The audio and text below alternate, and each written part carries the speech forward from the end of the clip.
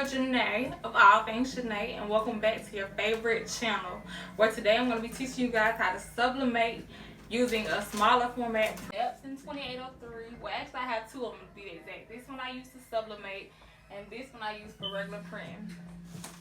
You also need a sub paper or whatever your sublimation paper preference is, but this one is 815 by 14 inches, and it helps to you can do smaller projects, but you can also kind of play around with the bigger projects too. I'm gonna teach you how to do that. I also have parchment paper. This is something I got from the dollar store. I usually get a big double roll of it from Sam's Club, but lately they've been out of it. A lint roller, heat tape, scissors, of course the Cricut shirts, and then you need a heat press. Okay, the first step, we're gonna take the shirts out of the packaging. We're gonna take the shirts out, and we're gonna inspect the shirt to make sure there's no holes or anything on the shirt. Normally I don't have any problem. Well, I've never actually had any problems with Cricut, but you never know.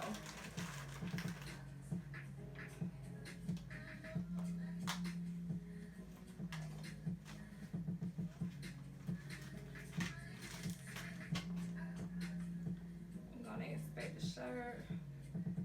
Looks good to me, front and back. Actually, we're making two today, so I'm gonna go ahead and take both of these out. Oh, honey, I need me a fan. I got to get me a fan. And I'm gonna inspect this one as well. Okay, next we're gonna go ahead and pre-press it to get all the moisture and the wrinkles out of the shirt before we press the design on. Okay, the next step, you're gonna set your heat press to 400 degrees. You're gonna, well, I preferably lay a piece of parchment paper before I lay the shirt down, just to make sure like no excess ink bleeds or anything from previous presses will bleed onto that shirt. So as you can see, I laid a sheet of parchment paper down. Then I laid the shirt down. Now I'm gonna lay another piece of parchment paper down, which is really too small, but I'm gonna work with it anyways. And your heat press doesn't have to be exactly 400 degrees as of yet. You're just doing a pre-press to get the wrinkles and things of that nature out of the shirt. So I'm gonna go ahead and press that. Not even for a whole 60 seconds, like probably like 15 seconds, because it don't take long. Plus this is a smaller shirt. Okay. And then after that pre-press, you can press it for a little longer. That was just my preference in doing so. After the pre-press, you're gonna take your lint roller. Let me take this piece of mine off first.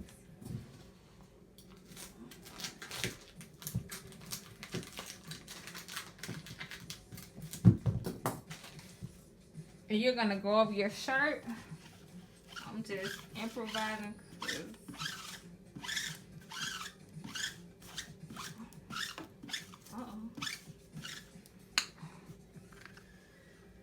And next, okay, y'all, for this segment of it, I'm gonna show you exactly how I go in and print and the settings that I use to print with.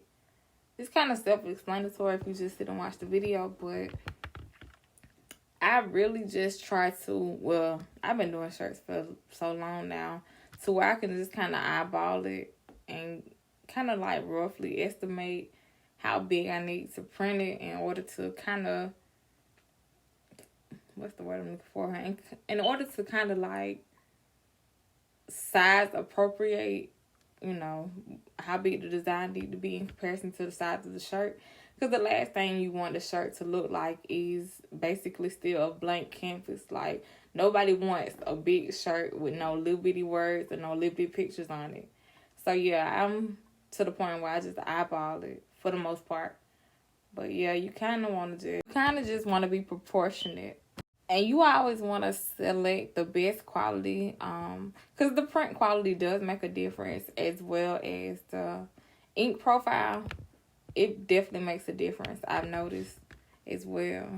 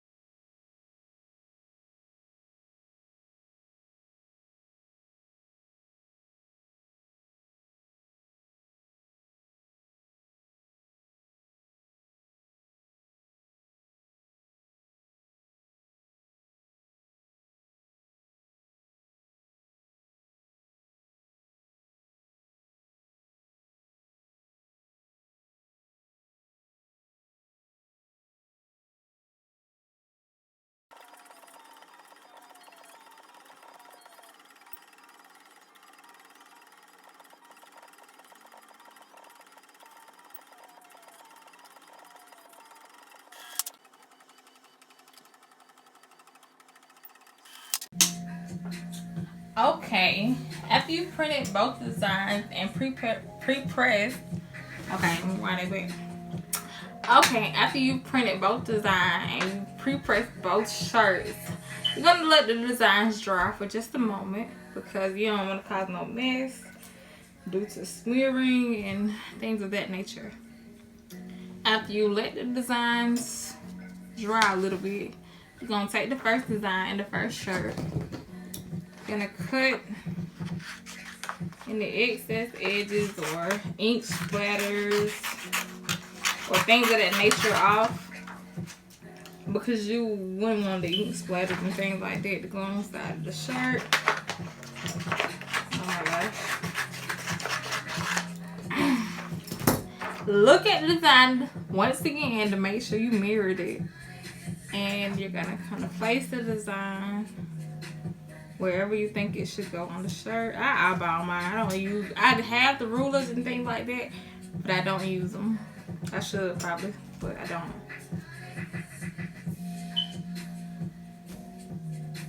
You're gonna grab your heat tape. I try to center mine perfectly. I think this is big enough. I printed big enough.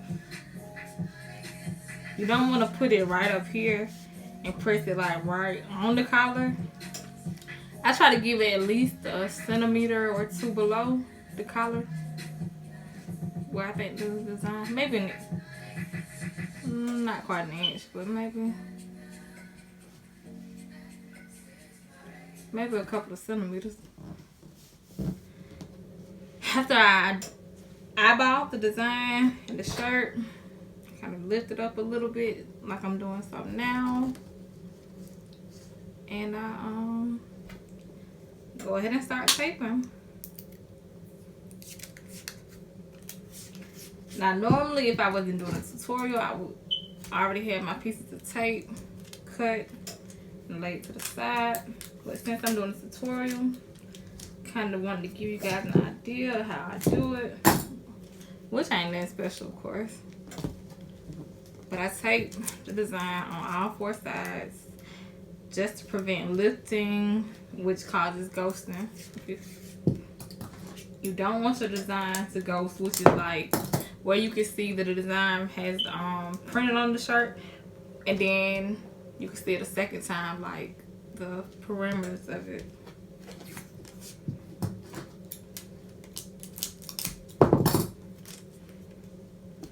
I had another piece of tape, but I'll just save that for later.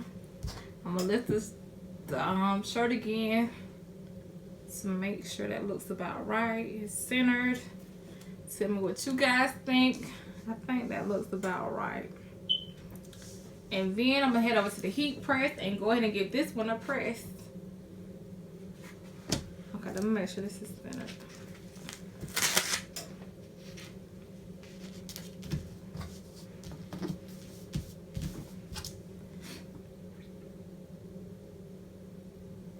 Yeah, that looks about right.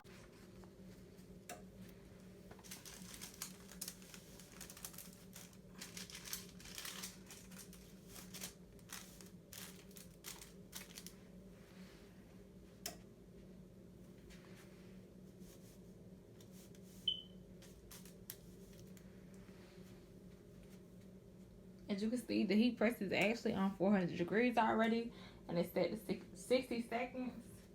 So I'm going to take my other piece of parchment paper and I'm going to lay it over it to prevent any bleeds or anything like that.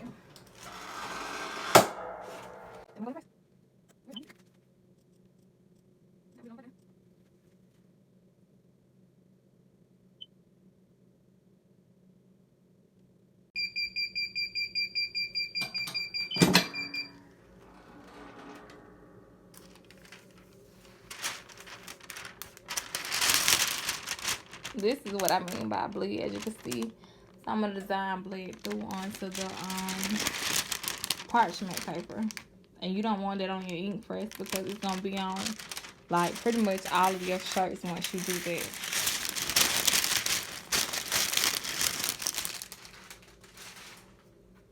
I'm going to give the design a few seconds to cool off before I lift it. And then we'll go from there.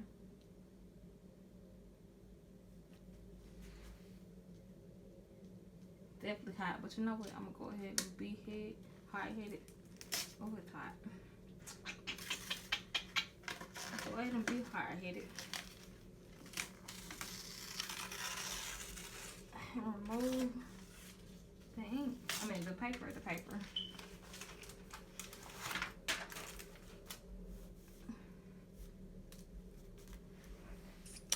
And as you can see, the colors are so vivid, they pop. Let me pick the shirt up and give you guys a better look at everything. Looks so good.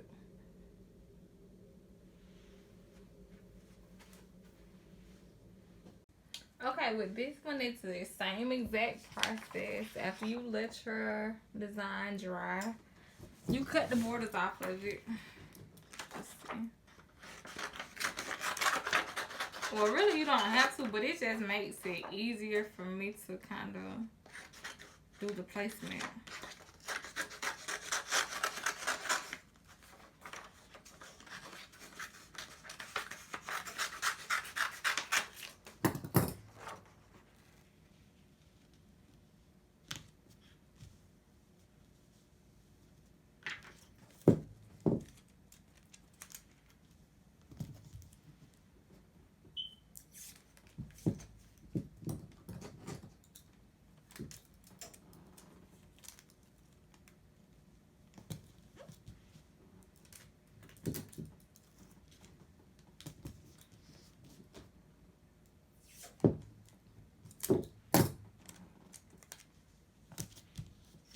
Once again, I'm going to take the shirt and kind of lift it up to see, you know, make sure it's not crooked or anything like that.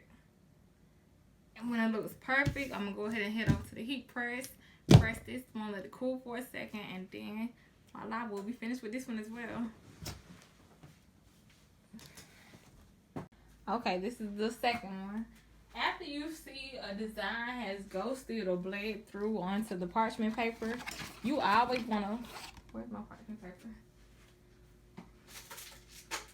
You always want to tear off a new piece of parchment paper because you don't want that design to bleed over into your next shirt.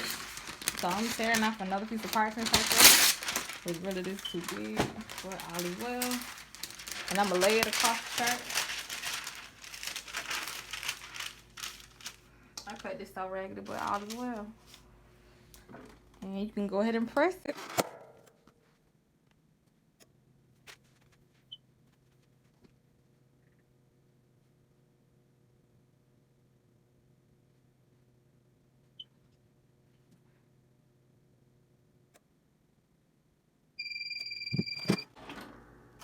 And as you can see, this one bled through as well. So yeah, I'm gonna go ahead and throw that away.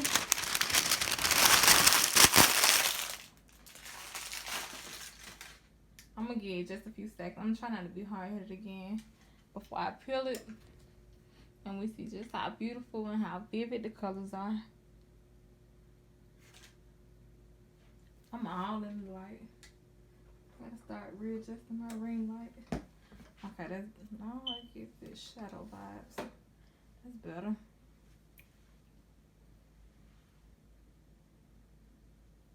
Matter of fact, I'm gonna go ahead and unplug the heat press because I'm not gonna use it anymore today.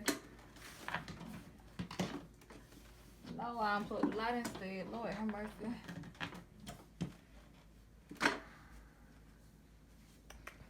So now it can really cool because it doesn't have the heat still circulating.